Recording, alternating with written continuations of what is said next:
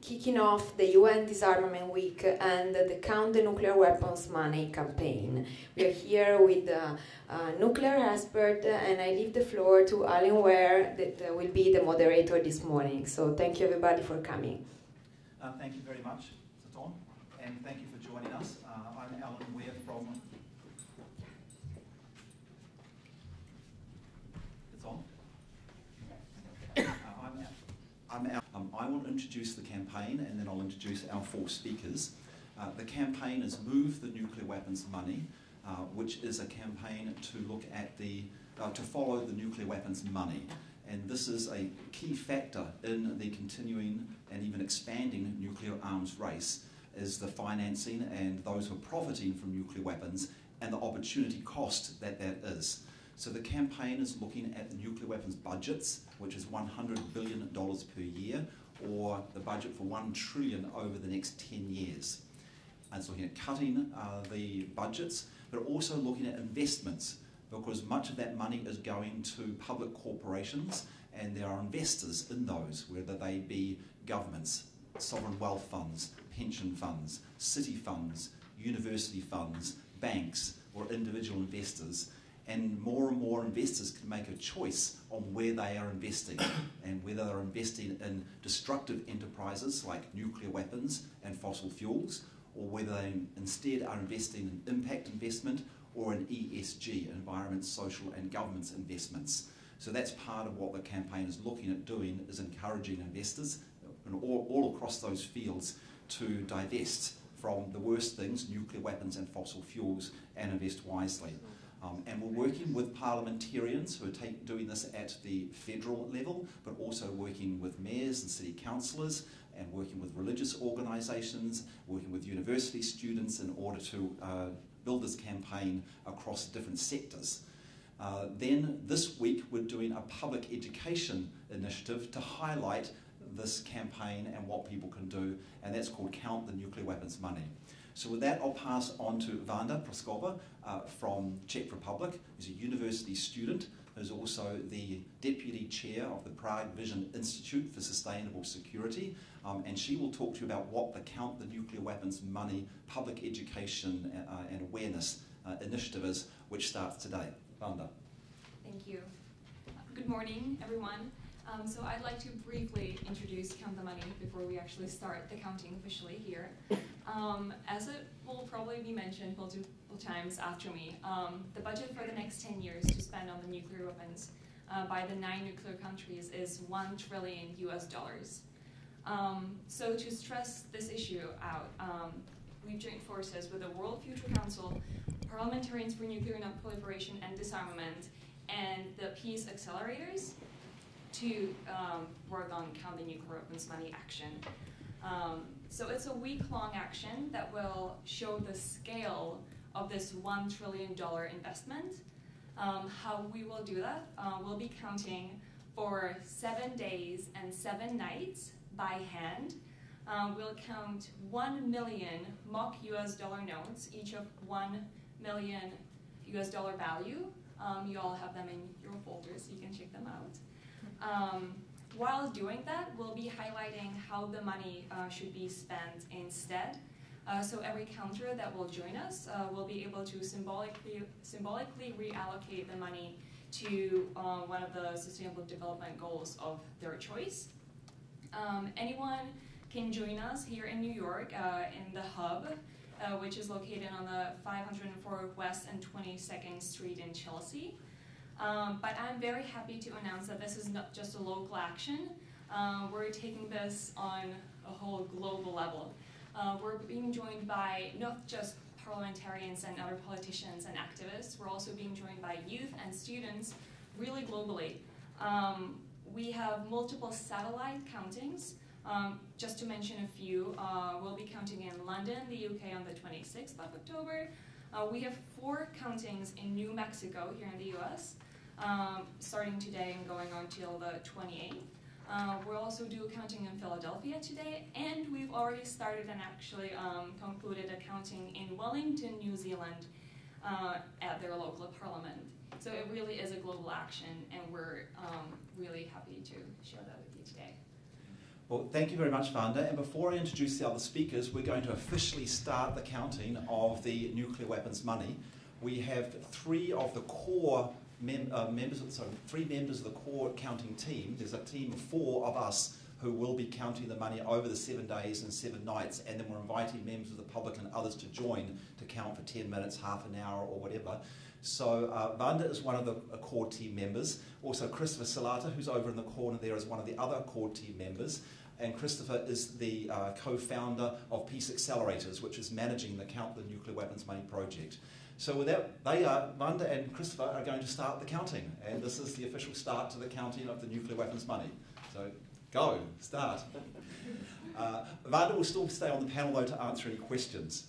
So now I pass over to Bill Kidd, who's co-president of Parliamentarians for Nuclear Non-Proliferation and Disarmament, which has been working primarily at the federal level and already have managed to move 4 federal governments to divest from nuclear weapons. That's New Zealand, my country, Norway, Switzerland and Liechtenstein, but also at sub-parliament levels. And Bill Kidd's the member of the Scottish Parliament, and as I mentioned, we're also working with other networks to get nuclear divestment at other levels. But Bill will also talk about nuclear weapons budgets, because in Scotland, they are linked up into some way, somewhat reluctantly, to the UK nuclear weapons system. Bill. Thank you very much, Alan. I am Bill Kidd, member of the Scottish Parliament, and as has been mentioned, I'm also a co-president of PNND. Now, in Scotland, of course, as many of you will know, we are the repository for the entire UK nuclear arsenal. It's all based within 30 miles of our largest metropolitan centre, Glasgow. And it's a base which not only has the delivery systems of the nuclear submarines, nuclear power submarines, it also stored in the beautiful hills around are the missiles and the warheads. And these are all based, just as I say, 30 miles from a population of 2.5 million people. It's against the popular will of the Scottish people that this should be there, and there have been 2 votes in the Scottish Parliament calling for the removal of these nuclear weapons as a first step towards a world without nuclear weapons, because we're not purely seeking to free ourselves from these weapons of mass murder. We want them removed from the world.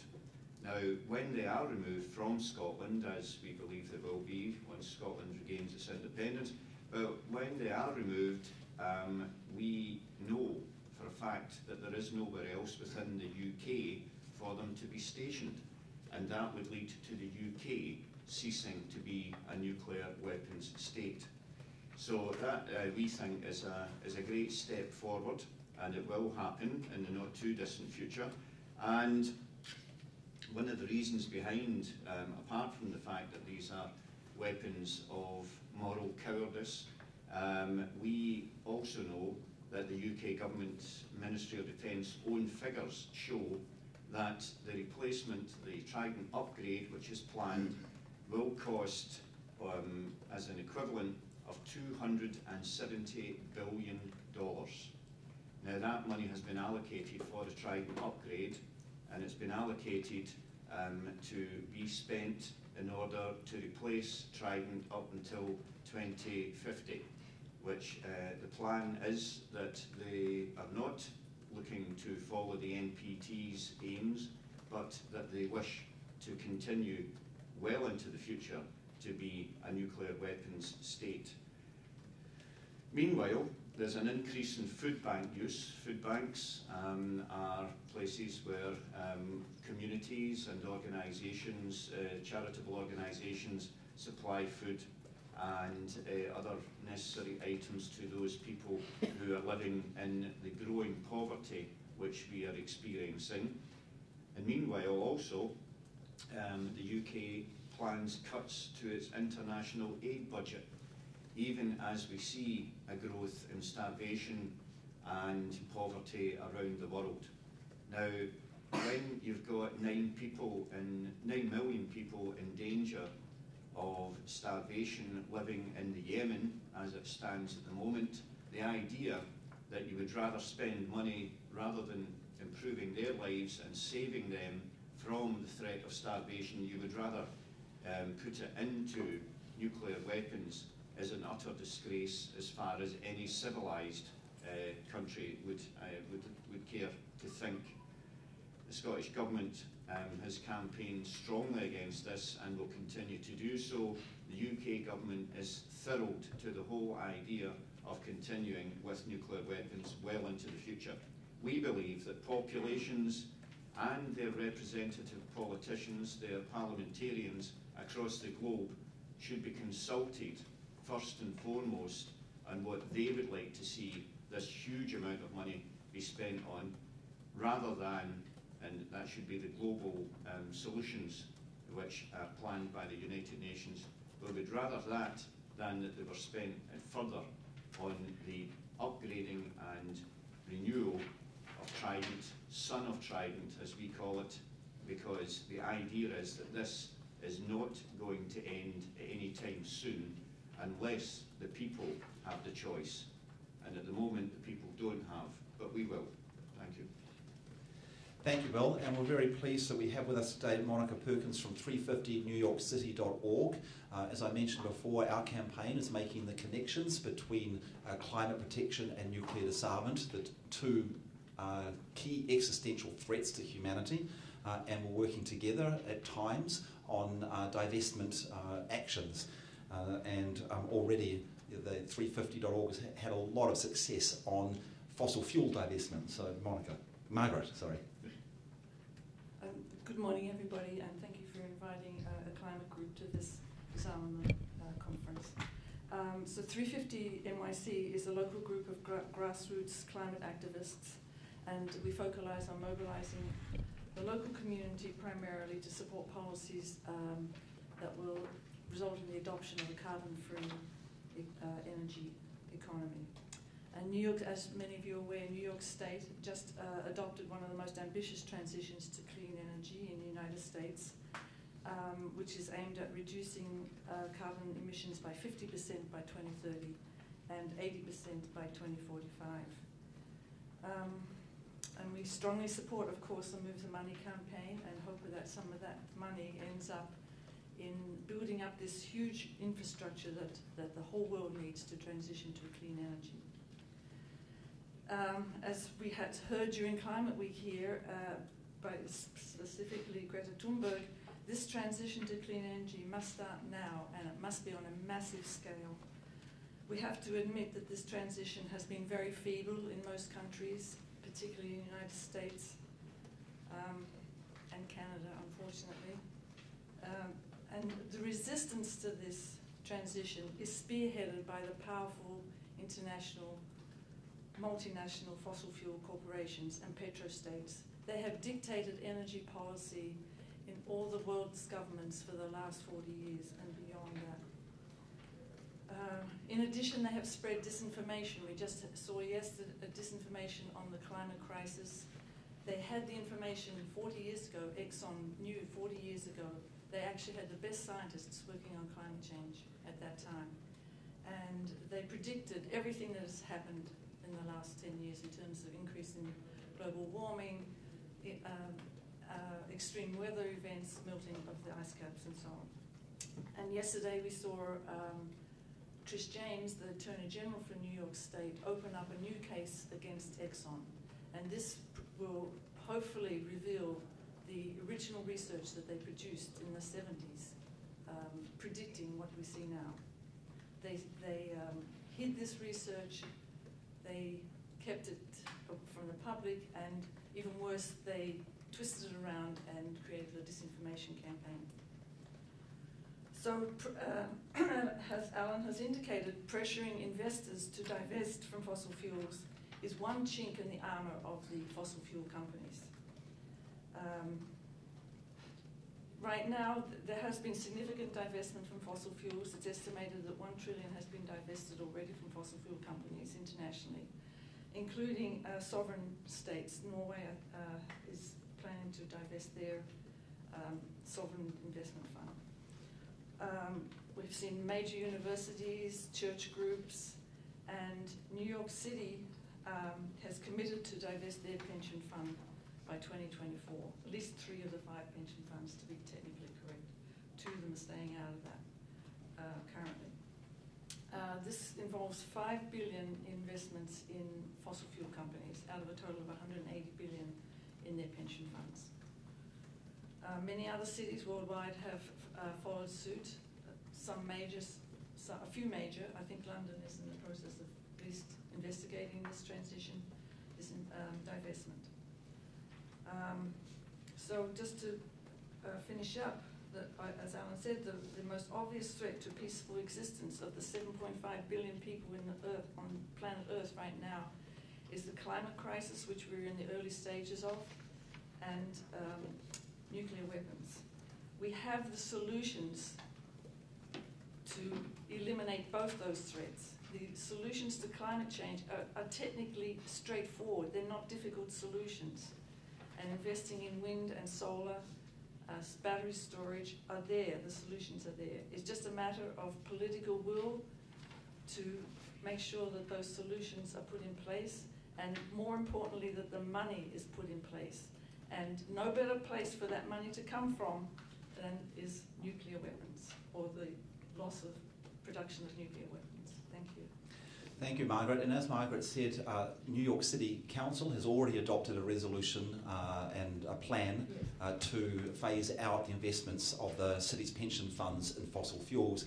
And there is a resolution now which has about 23 co-sponsors to also divest from nuclear weapons. So we are planning a counting of the money outside of the City Council, City Hall next week, to highlight the fossil fuel divestment policy of New York City and to support the resolution which hasn't yet been adopted for nuclear weapons divestment.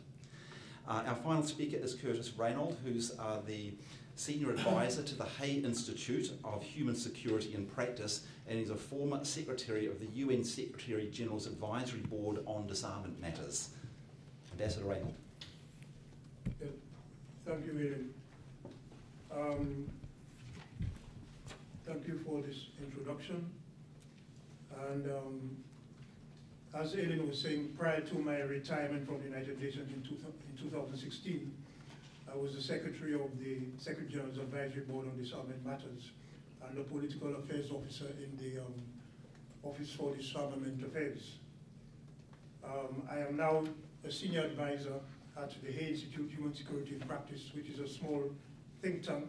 It's a 501c3 non-partisan think tank, founded by a group of international development, foreign policy, and foreign policy professionals and academicians. It's located in the Washington, D.C. area, and its mission is to promote a human security approach to many of the world's social, economic, and political challenges.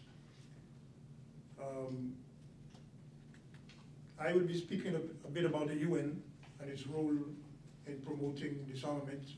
I'd like to point out that I'm now retired, so I'm no longer a staff member of the UN, so I'm not here to be their spokesman. I am representing the Hay Institute, and I'll be speaking in the context of my current work with them. Thank you. Okay. Okay. As I said, human security is the focus of my organization, the Hay Institute. Human security is now considered an emerging paradigm for the understanding and addressing the global human vulnerabilities. It seeks to challenge and hopefully replace traditional concepts of national security, and it argues that the truly appropriate reference point for security should be on humans, people-centered, rather than focused on the national or state level. Human security is therefore a multidisciplinary, people-centered approach to understanding security as a concept that encompasses a wide range of research fields that include development, international relations, strategic studies, and of course, human rights, just to name a few. The United Nations Development Program Program's 1994 development report recognized, which is now recognized as a landmark work in the field of human security, argues for the centrality of ensuring freedom from want and freedom from fear for all humankind, and promoted this approach as the best strategy for addressing the challenges of global security. In order for human security to effectively and positively impact global inequalities, there needs to be an alignment between each country's domestic and foreign policy and their approaches to global human security challenges such as health and poverty alleviation, etc.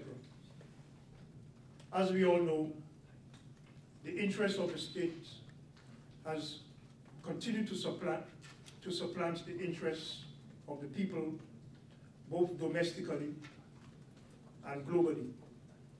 For instance, we all know that the foreign policy of many major powers, including the nuclear weapon states, continues to prioritize defense over development.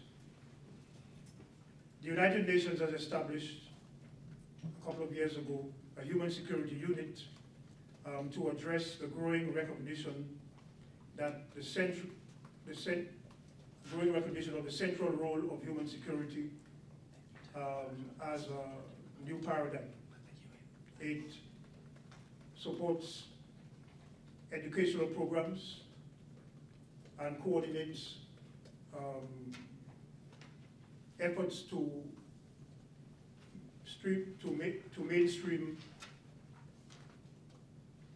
human security within the thinking of the United Nations. It is within this broad context that my organization, the Hay Institute, seeks its current human security mission and explains our support for the Move the Nuclear Weapons Money campaign. Every single one of the Sustainable Development Goals impacts human security. And since we are talking about disarmament, it brings to mind Goal 16, which relates to peace, justice, and strong institutions.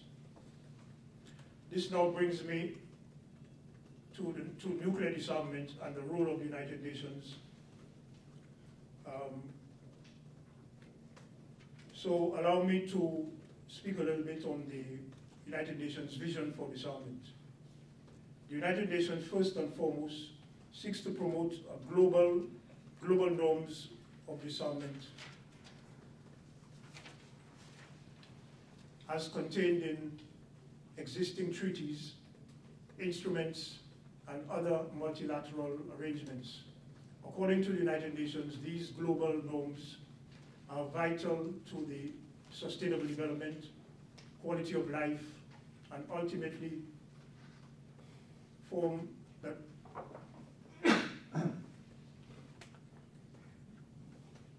the need for such norms arose directly from the legacy of the last century of wars which have taken millions of lives unnecessarily.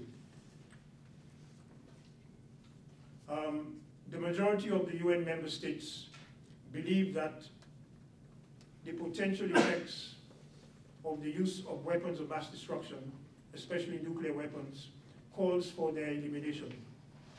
The philosophy underpinning such disarmament is that the very possession of nuclear weapons or weapons of any kind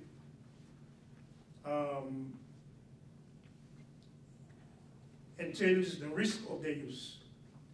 the thinking of the UN is that if you eliminate or at least try to reduce the amount of arms of any kind, you will also reduce the possibility and chances of conflict.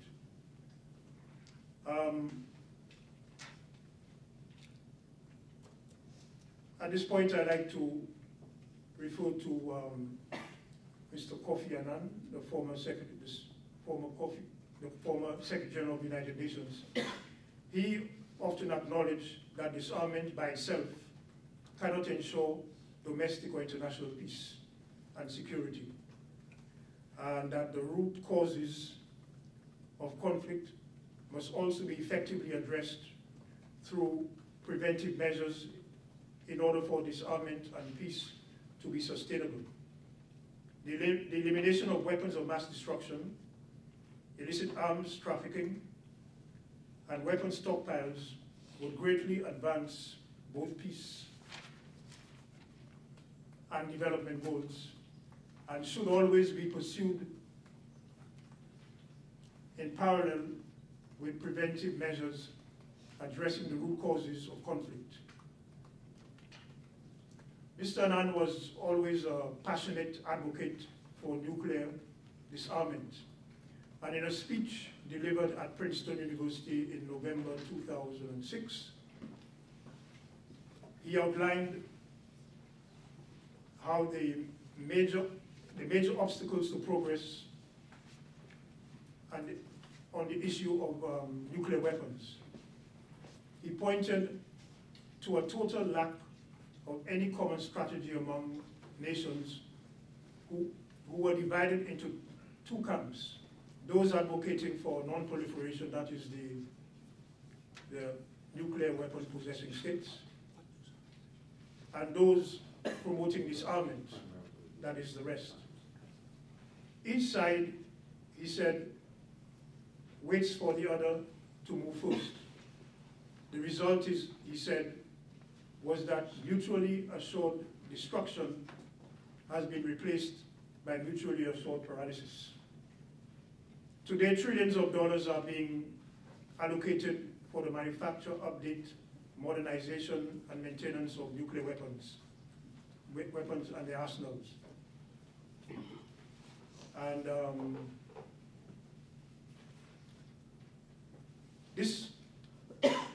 these dollars could easily otherwise be spent on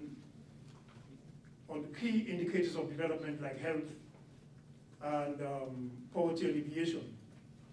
If these dollars could be reallocated to supporting the SDGs, for example, it would be possible to eliminate much of the inequality we see around the world today. Greater security, that is greater human security, comes from reducing the gap between the rich and the poor. And as anyone would tell you, it just makes a whole lot of sense. The possession of nuclear weapons Your attention, please. Security Council provides have been canceled. only a false sense of security, and it boggles the mind as to why some nations would even think of using nuclear weapons when such use could very well end in their own destruction. The United Nations, therefore, continues to have a significant role in working towards a nuclear weapons-free world. After all, it was the birthplace of the NPT, the Nuclear Non-Proliferation Treaty. It serves as a unique and multilateral platform that must continue to be deployed in the interest of peace for all mankind. That's the position of the Hague Institute. Thank you. Thank you very much. We open the floor now to questions, and please identify yourself and media sources. We don't know you. Hi, my name is Alex. I'm with the Tokyo Shimbun, a Japanese newspaper. I had two questions. First question is for Bill. If Scotland becomes independent and demands the removal of nuclear weapons, would the UK then be able to station nuclear forces in other NATO countries under NATO's nuclear weapons sharing agreement? Second question is for Margaret, but anybody could feel free to join in. It's more open-ended. Recent climate protests saw widespread participation from the youth. I've had a conversation with a Columbia professor regarding security issues, and she told me that she said that many people feel security issues don't affect them and they have no effect on the policy making. What would cause people to start paying attention to security issues like nuclear weapons in the same way they pay attention to climate issues? Thank you. Thank you. So I'll pass the first question to Bill. For the second question, maybe Vanda and Margaret would like to answer. Bill. Thank you very much for that.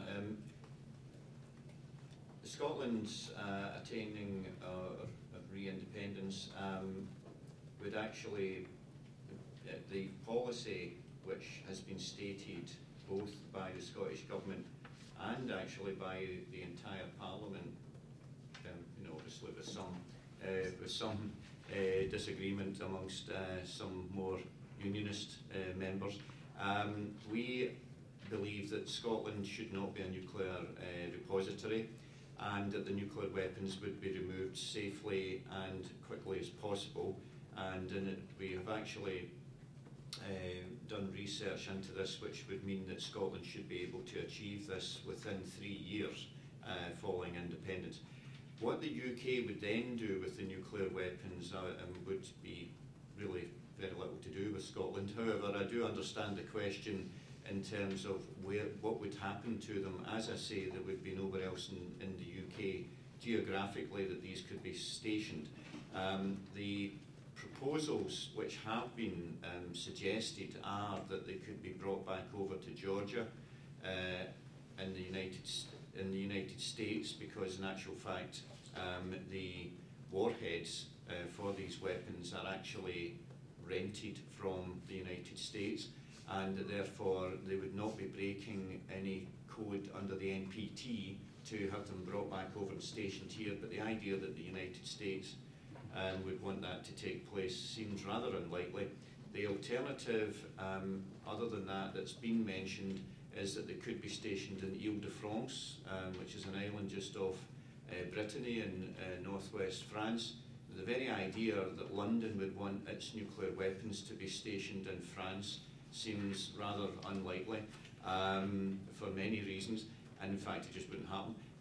If they could go to other NATO countries, once again this is calling into question whether compliance with the NPT as a signatory would be looked after, and I think there would be huge international outcry on that basis. But the idea that the nuclear weapons, that London would be wanting to pay for nuclear weapons and then station them in another country would take away the whole premise behind the United Kingdom wishing to be one of the big boys in the playground and be one of the P5. And that's the real reason as to why they actually have the nuclear weapons in the first place. So it seems unlikely, but thank you very much. It's a good point. Thank you.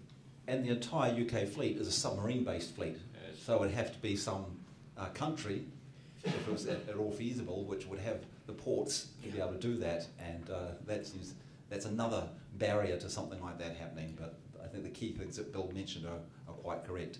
The second question, shall I go Margaret first and then Vanda?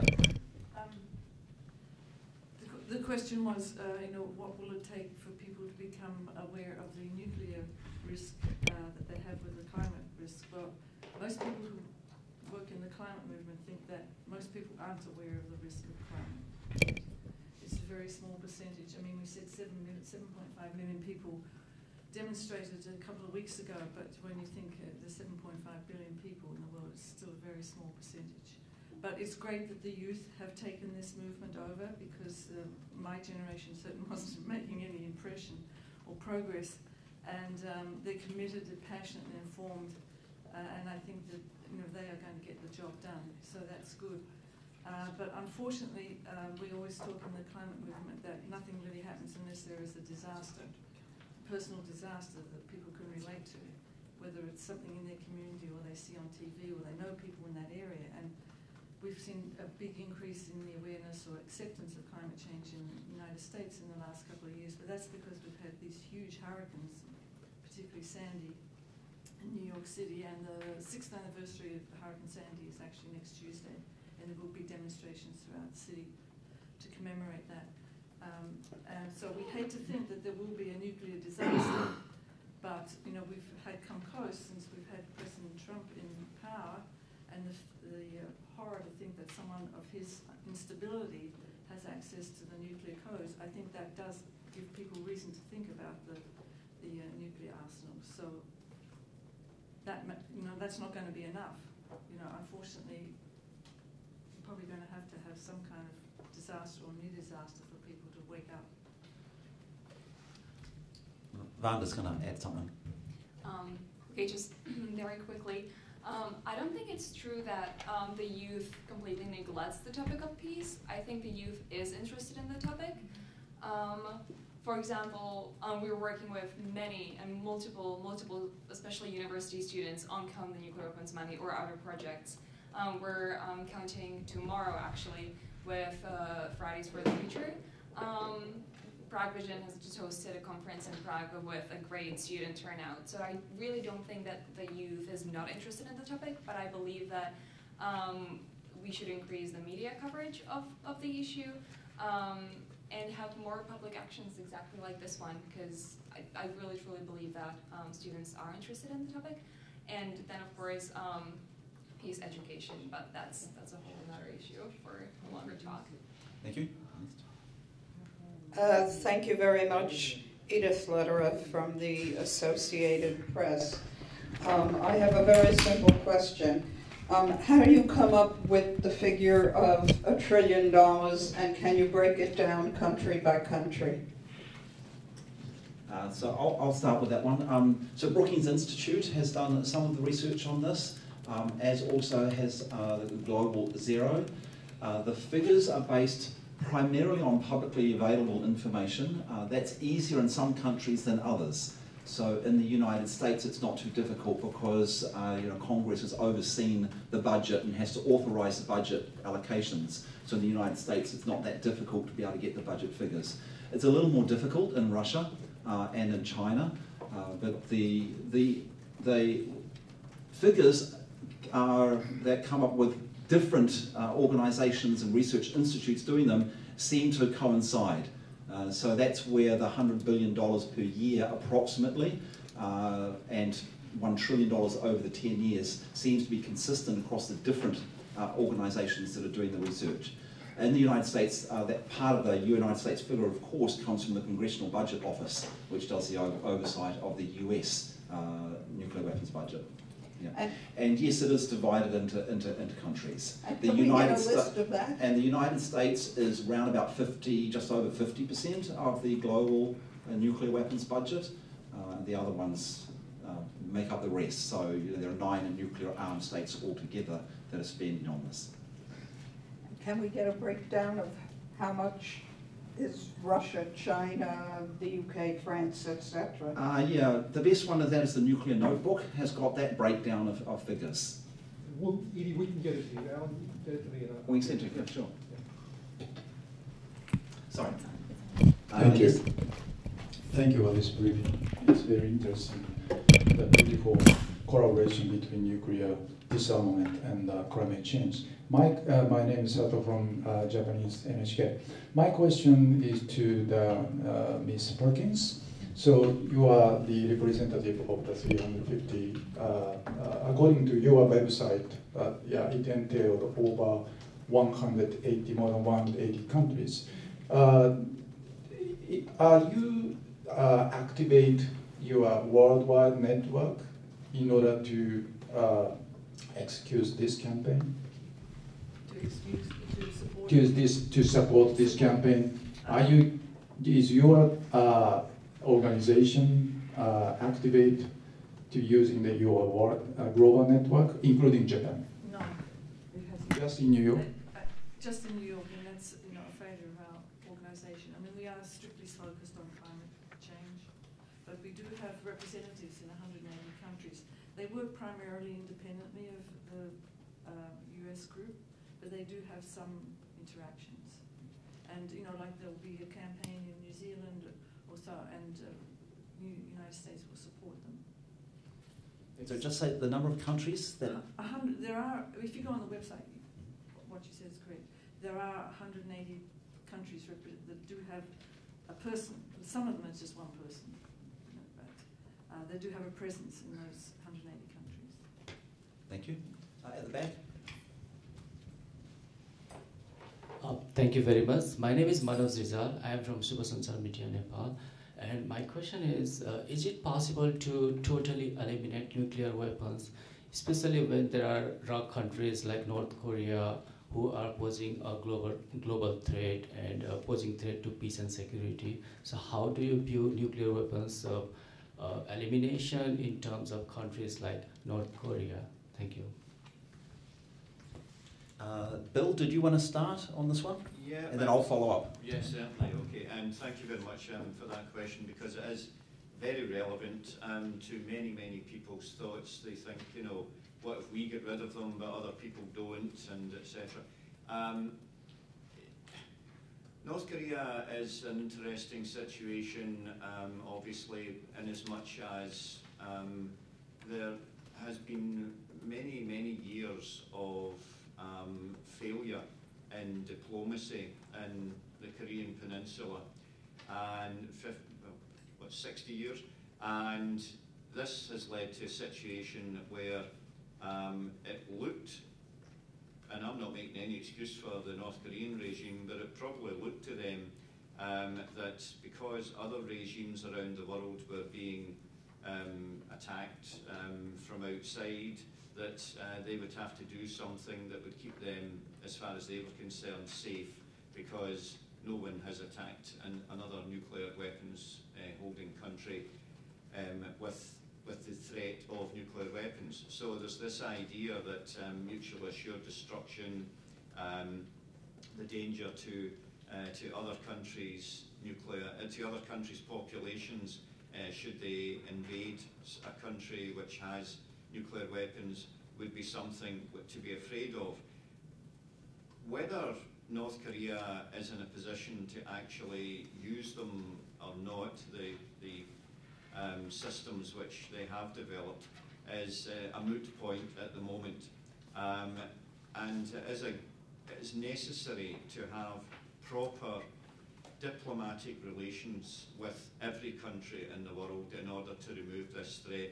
And I think that the fact that the population, the real population of North Korea, lives in abject poverty is something which the world should look upon with shame, actually.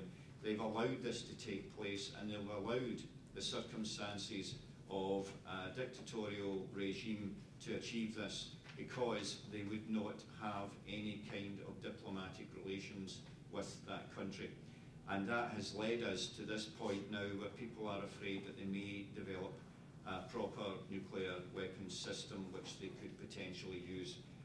If you think about the situation in Iran, where it's another country where there's been talk about potential nuclear weapons development, we had the agreement which was made between President Obama's government and Iran, which was to remove that danger, and that was seen to be something which was actually working before President Trump decided that he didn't want to do that. However, we have recently heard Mr. Zarif, the foreign minister of Iran, once again quote the leader, President Rouhani, in saying that nuclear weapons are haram under Islam, and that would mean that they are against the Islamic code, and that therefore Iran would never develop a nuclear weapon in the first place. People can say they believe them, or they can say that they don't, but the truth is that if we are in good diplomatic relationships with Iran, as with North Korea, then the likelihood of nuclear weapons development would be very much reduced. And let's be quite honest, no country should have these weapons in the first place, in which case no country would have the right or thought process to actually think of developing them themselves.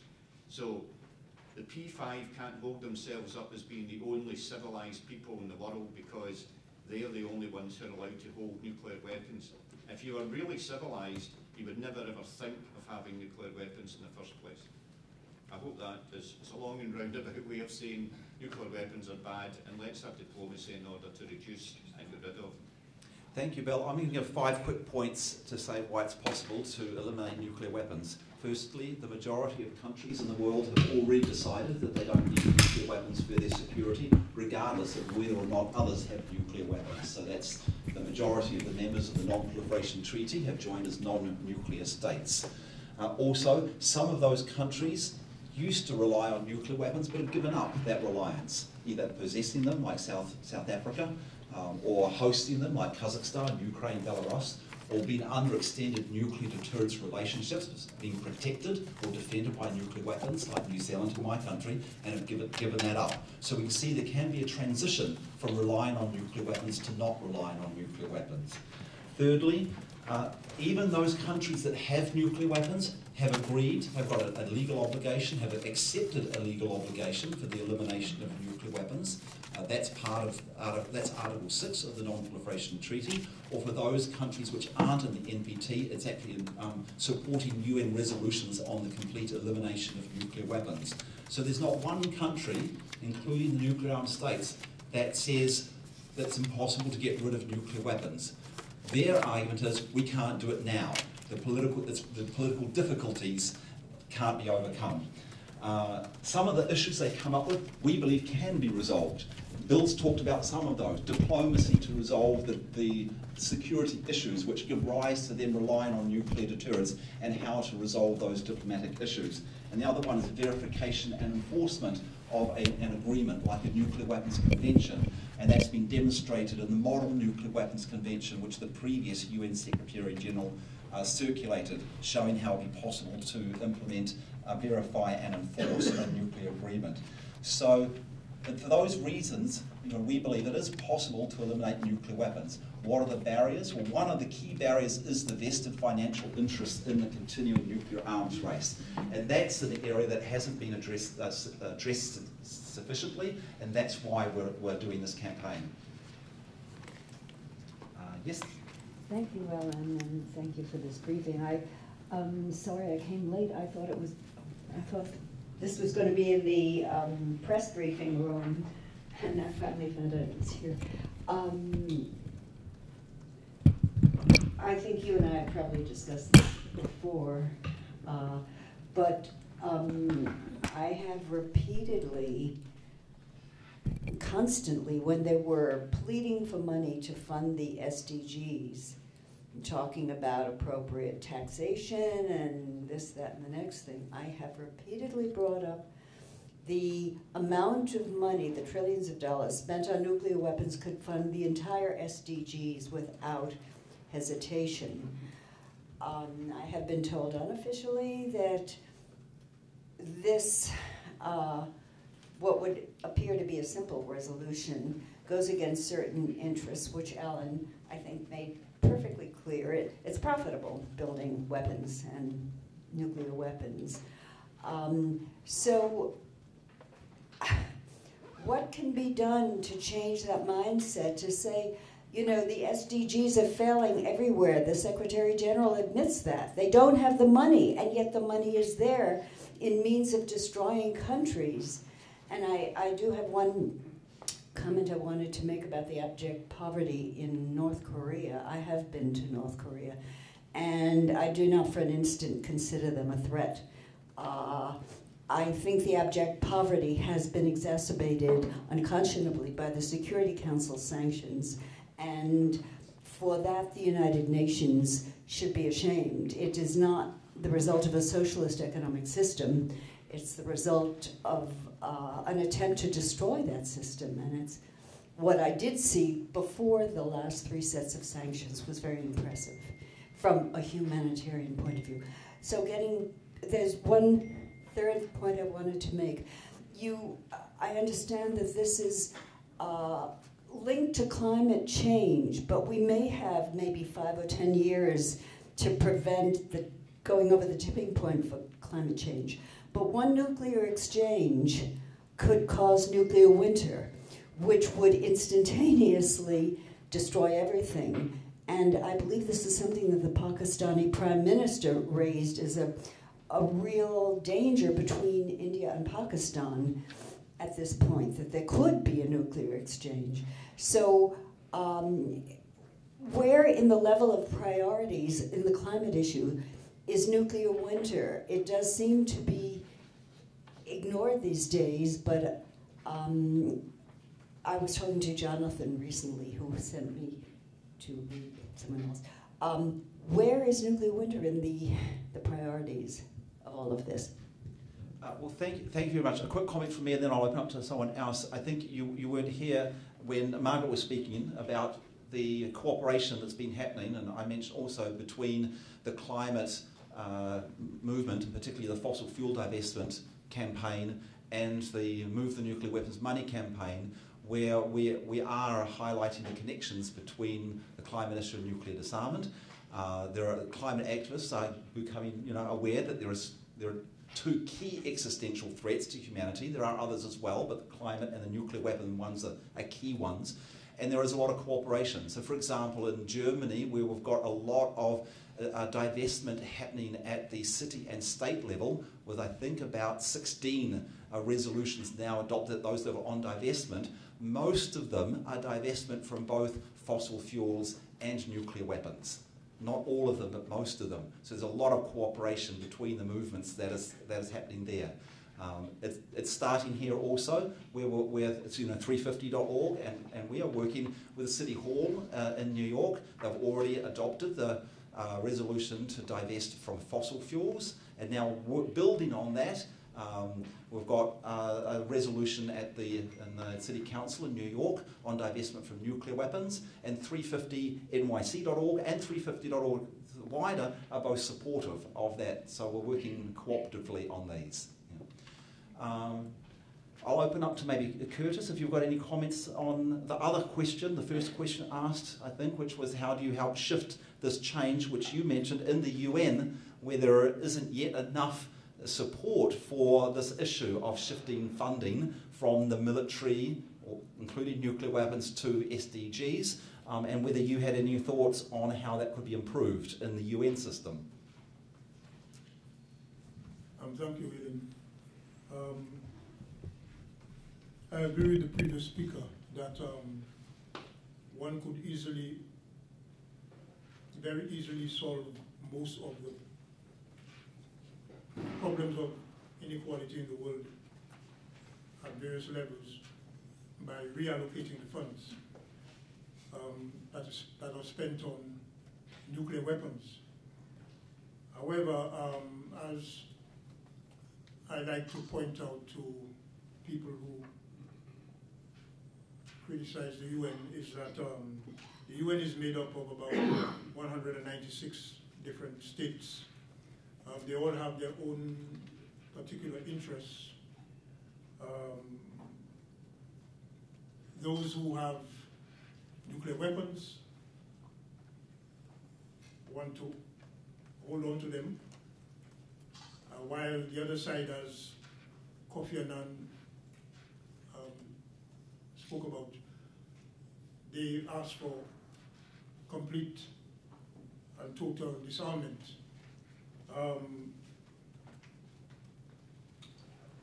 It will, in my personal opinion, I think it will take a long time to shift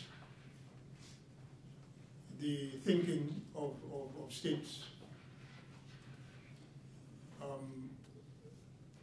to use the resources on weapons of mass destruction to put them into development.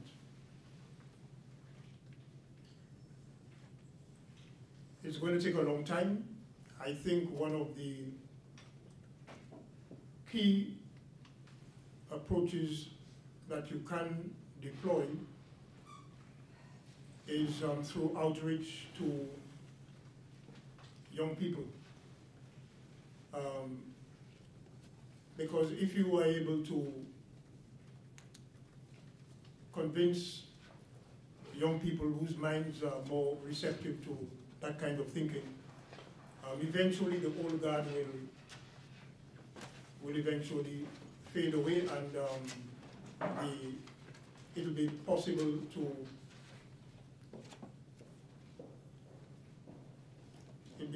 move in the direction of to a time where you can conceivably think of using less money on arms and more for development purposes. As I said, it will take a long time. Okay, thank you very much. I think we have to wrap up the press conference now, but just one follow-up to that. 10 years ago, Oscar Arias held a special session of the UN Security Council on implementing Article 26 of the UN Charter, which is the obligation to reduce military in order to release funds for economic and social resources. We would hope that there is other leadership from UN members to maybe repeat that and take that a little bit further, and maybe our action of counting the nuclear weapons money will generate a little bit more publicity and action in order to encourage more actions in the UN as well as actions outside of the UN. We invite you to come to the hub at any stage over the next week if you want to, which is 504 West 22nd Street at 10th Ave. That's where we'll be counting the money and allocating it to the Sustainable Development Goals. As you've seen, we've already counted quite a lot of money here, just in, half an hour or 40 minutes. But to count out the full nuclear weapons budgets, keeping going at this rate, it's going to take us 7 days and 7 nights. We're going to be counting pretty much non-stop. So come down any time, we'll be there. And thank you very much for coming to the press conference. Thank you. Oh, sorry, and thank you to Onka for hosting us.